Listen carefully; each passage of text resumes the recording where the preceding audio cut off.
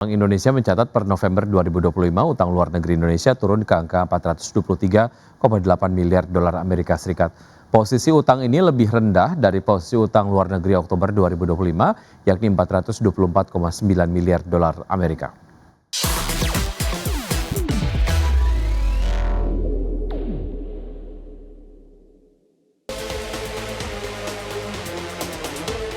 Bank Indonesia melaporkan posisi utang luar negeri Indonesia tercatat menurun cukup signifikan.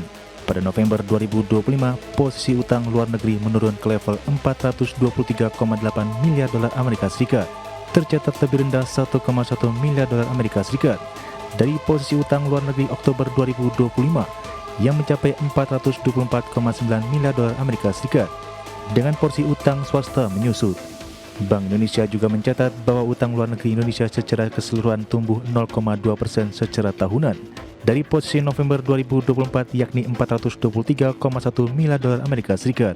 Pertumbuhan secara tahunan pada November 2025 juga melambat sebesar 0,5% secara year on year.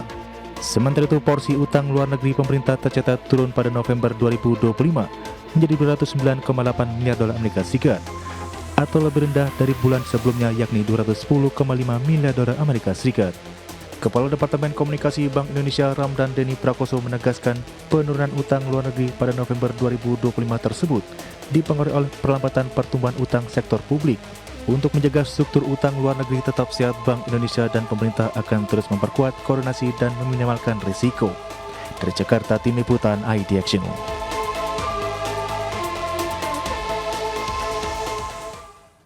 Selanjutnya, pemerintah optimistis nilai tukar rupiah akan menguat dalam 2 pekan ke depan seiring dengan membaiknya kondisi perekonomian nasional. Menteri Keuangan menilai perbaikan fundamental ekonomi akan mendorong penguatan rupiah secara alami sejalan dengan kondisi ekonomi domestik. Pelemahan nilai tukar rupiah diperkirakan akan segera membaik seiring dengan situasi ekonomi domestik yang semakin menguat. Meski efek global tidak dapat dikesampingkan, Menteri Keuangan Purbaya Sadewa menilai perbaikan ekonomi domestik akan meningkatkan kepercayaan investor terhadap Indonesia dan pada akhirnya mendorong penguatan rupiah. Purbaya yakin dengan kondisi ekonomi Indonesia semakin membaik dan semakin menarik sebagai tujuan investasi, dorongan masuknya aliran dana asing atau capital inflow ke dalam negeri juga akan semakin meningkat. Bahkan Purbaya optimistis pertumbuhan ekonomi nasional tahun ini berpeluang didorong mendekati level 6%. Kalau nanti ekonominya membaik terus, harusnya rupiah akan menguat juga hampir otomatis. Kenapa? Karena orang modal-modal asing akan masuk, mereka akan masuk ke tempat yang negara yang menjanjikan pertumbuhan yang lebih tinggi. Kita kan kemarin mungkin triwulan keempat 5,45 kali ya. Triwulan ke tahun-tahun ini mungkin kita bisa tumbuh ke arah 6%, kita akan dorong ke arah sana. Jadi kalau itu mereka udah yakin, jadi ada nggak usah takut, fondasi kita kuat, rupiah akan masuk, anak modal akan masuk ini, dan orang Indonesia yang ngalahin uangnya di sana juga luar negeri akan balik. Kenapa dia akan berbisnis di sini? Karena orang Indonesia nggak bisa berbisnis di luar negeri. Sementara itu, Kementerian Investasi dan Hilirisasi mencatatkan realisasi investasi tahun 2025 mencapai Rp1.931,2 triliun dan angka ini tercatat melampaui target menjadi 101,3% dari target Rp1.905 triliun. Menteri Investasi dan Hilirisasi sekaligus Kepala Badan Koordinasi Penanaman Modal Rosan Roslani menegaskan capaian investasi sepanjang Januari hingga Desember 2025 yang mencapai Rp1.931,2 triliun atau 101,3% dari target Rp1.905,6 triliun tercatat tumbuh 12,7% secara tahunan.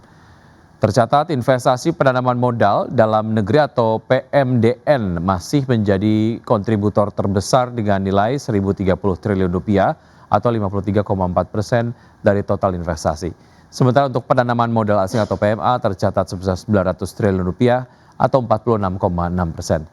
Rosan menegaskan realisasi investasi yang melampaui target ini berdampak langsung terhadap ketenagakerjaan dengan menyerap 2,7 juta tenaga kerja. Yang tahun 2025 ini dari Januari sampai Desember, total realisasi investasi telah mencapai Rp1.931,2 triliun atau setara dengan 101,3% dari target pemerintah dan tumbuh 12,7% year on year. Dan dalam kesempatan ini juga memang ini terrefleksi pada kinerja yang kuat di kuartal 2024 ini, 2025 ini pada kuartal keempat, yaitu pada Oktober sampai dengan Desember sebesar 496,9 triliun, sehingga ini berkontribusi 26,1% dari target total investasi di 2000. Presiden Amerika Serikat Donald Trump resmi mengenakan tarif sebesar 10% terhadap sejumlah negara Eropa yang menentang ambisi Trump untuk mengambil alih Greenland. Tak hanya itu, Trump bahkan mengancam akan menaikkan tarif menjadi 25% pada 1 Juni 2026. Presiden Amerika Serikat Donald Trump resmi mengenakan tarif sebesar 10% terhadap sejumlah negara Eropa yang diketahui mengirimkan personel militer ke wilayah Greenland. Trump bahkan mengancam akan menaikkan tarif menjadi 25% pada 1 Juni 2026.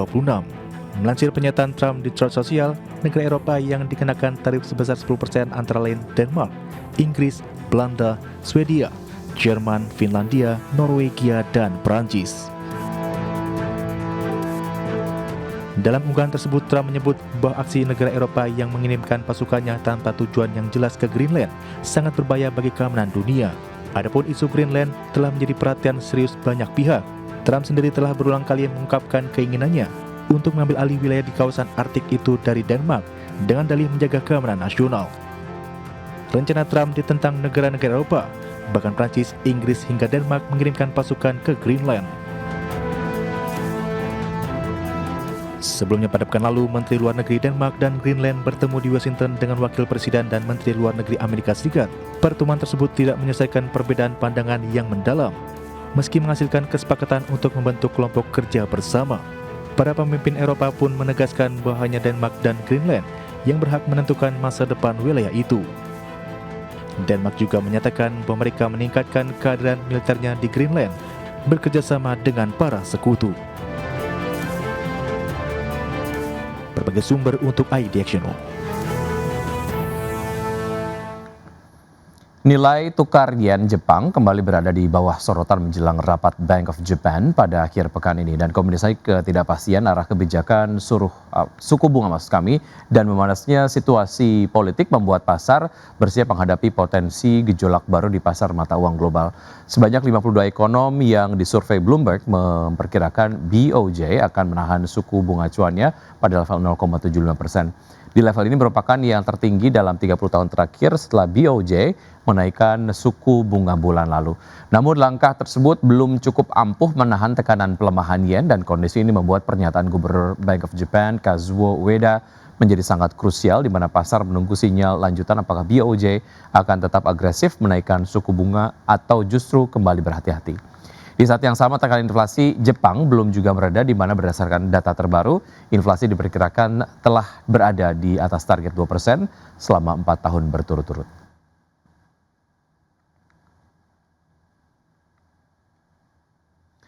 Selanjutnya, pemirsa, dari bursa global, bursa ekuitas Wall Street ditutup hampir tidak berubah pada Jumat malam dalam perdagangan yang bergejolak pada jelang akhir pekan lalu. Ketiga indeks utama Wall Street mencatatkan penurunan sepanjang pekan ini seiring dengan dimulainya musim laporan keuangan kuartal 4 tahun 2025. Pada perdagangan di hari Jumat, indeks Dow Jones melemah 0,17% ke level 49.359, S&P 500 melemah 0,06% ke level 6.940, dan Nasdaq Composite terkoreksi 0,06% ke level 23.515. Sementara itu, pemirsa, dari bursa ekuitas Eropa yang bergerak lesu pada di hari Jumat dan dibatasi oleh pelemahan saham sektor barang mewah dan pertambangan, market Eropa menutup pekan dengan nada suram di tengah dimulainya musim laporan keuangan yang padat, serta meningkatnya kekhawatiran geopolitik. Indeks acuan saham Eropa Stoxx 600 ditutup hampir tak berubah, melemah tipis 0,03% di level 614,38. DAX Jerman terkoreksi 0,22% ke 21.297, dan FTSE 100 Inggris yang melemah 0,04% ke level 10.235.